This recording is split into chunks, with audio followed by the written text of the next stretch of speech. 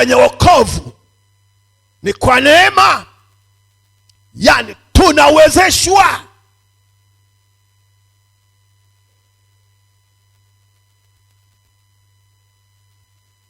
Tunapokea upako wa kustahimili, wa kusamehe kiurahisi. Kazi mojawapo ya Roho ni kuachilia upako wa kusamehe, kuwapenda adui, na ni kipimo kimojawapo kwamba umejaa Roho wa Mungu ama roho nyingine. Ukijaa Roho wa Mungu, kwa kuachilia upako wa kuwasamehe adui zako.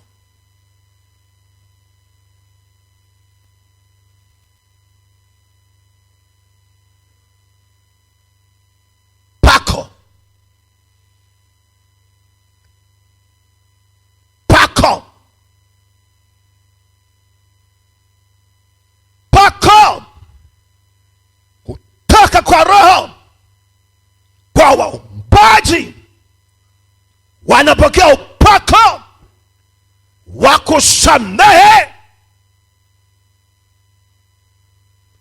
Na ndio maana sasa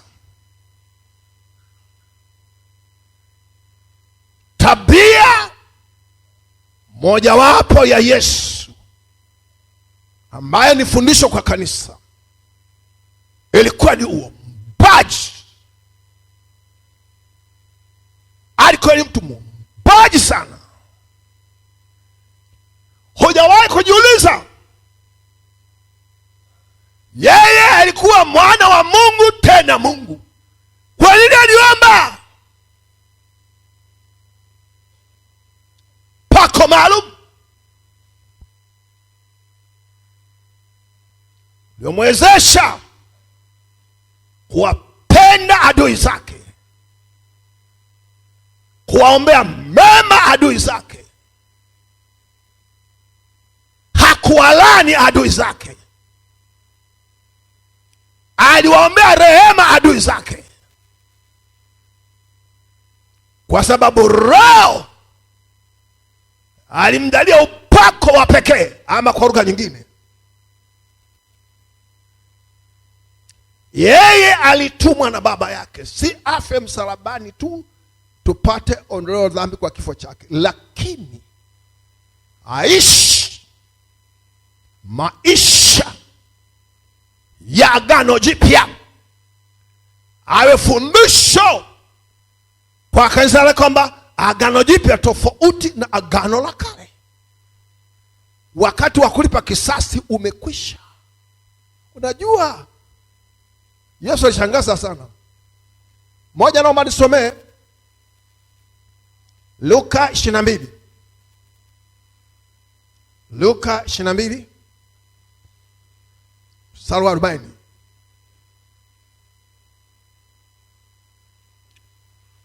Luka 22 mstari wa 40.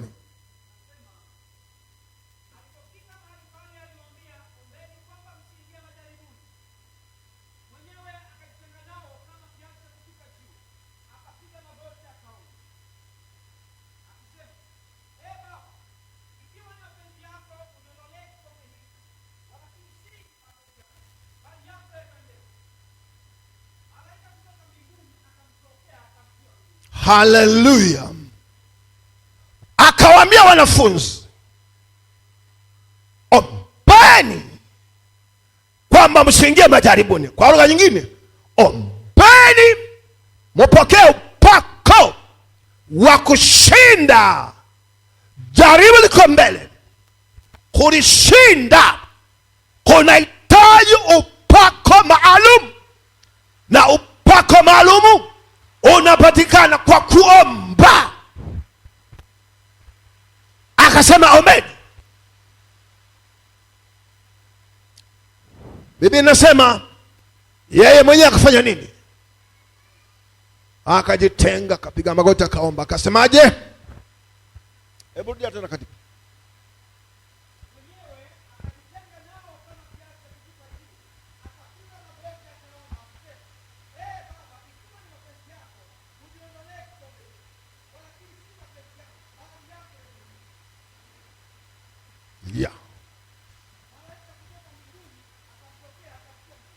malaika kutoka mbinguni akamtokea, akamtia nguvu kumwezesha kukinywea kile kikombe, kumwezesha kustahimili msalaba, akamtia nguvu. Swali, kwani kwenye bustani alikuwa peke yake? Walikuweko wengi, si ndio? Lakini alitiwa nguvu yeye kwa sababu aliomba.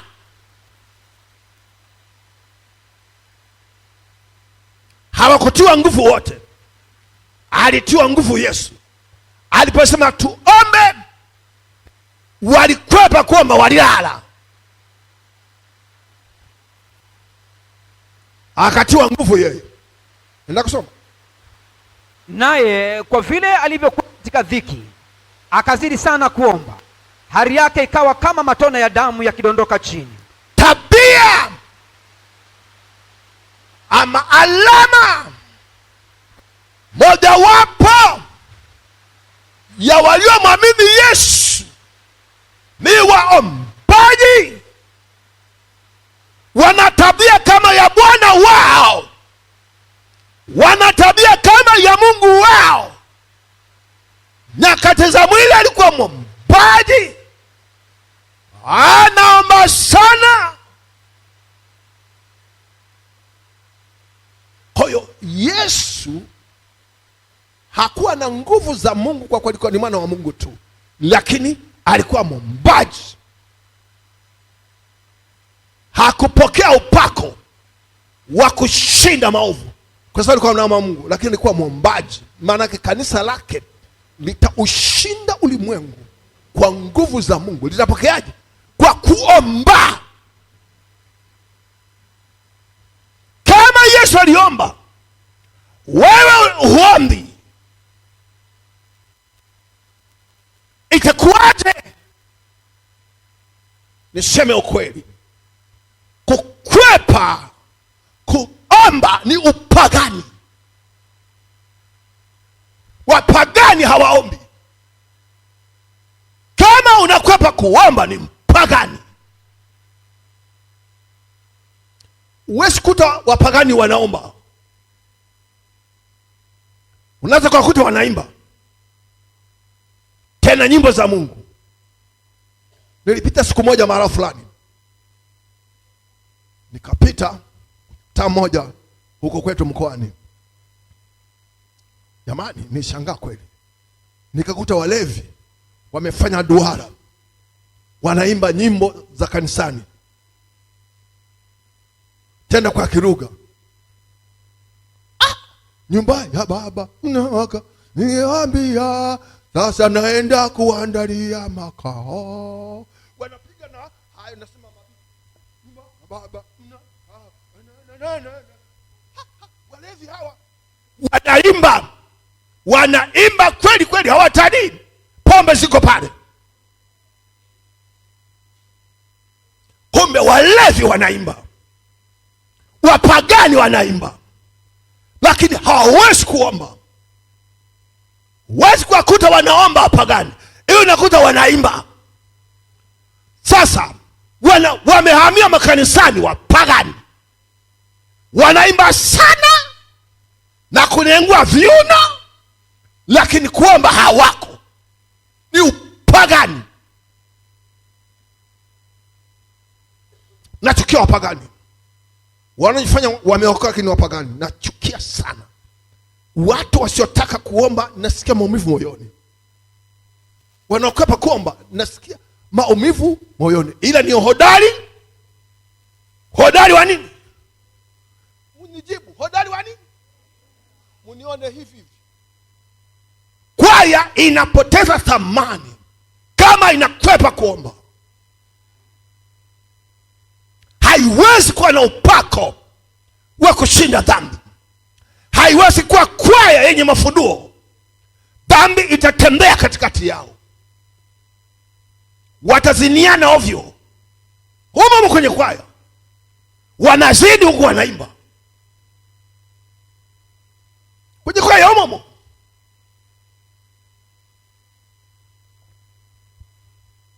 kwaya vina tabia ya uombaji. Kwaya ikiomba, wakiimba, zinakuwa sio nyimbo, inakuwa ni unabii, wanatabiri. Nyimbo zao zinapona. Kwa Yesu alikuwa mwombaji. Kwenye maombi alipokea upako maalum. Unajua iko hivi, kila jaribu ama kila mapito yana upako wake, yana upako wake. Kwenye biashara kuna upako wake, kwenye magonjwa kuna upako wake, kwenye vita vya kiroho kuna upako wake. Ndio nasa kwa huko kwenye kazi wanakuja kukuloga, wakuharibie kazi, kiasi ufukuzwe. Manake unahitaji upako maalum wa kuwashinda hao adui. Badala ya kuhamishwa, wewe wahamishwe wao.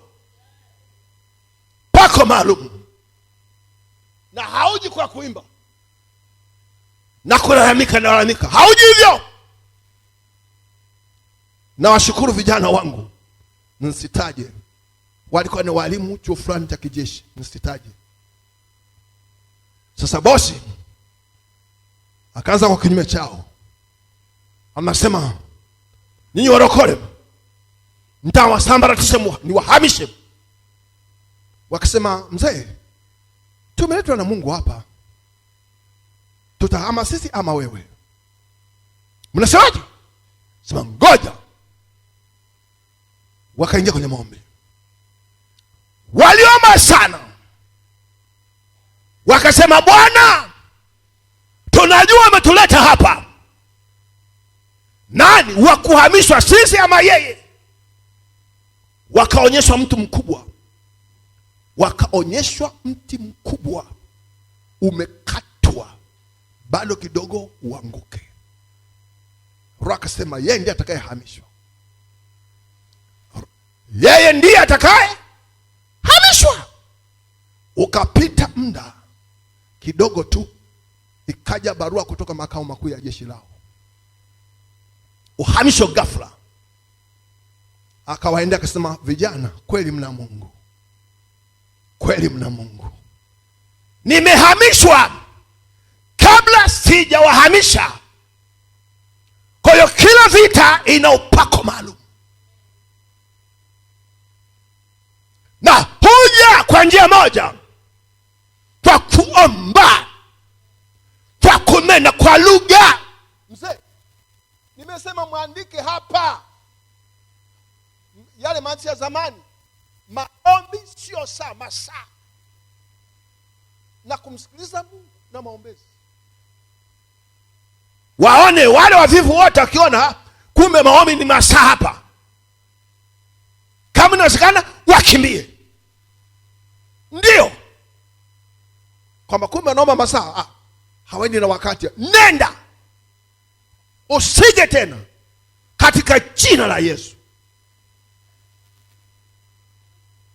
Kanisa halitaongezeka, tuko wachache, bora wachache wanaenda mbinguni. Wasioma ni vigumu kwenda mbinguni, watu hawaelewi.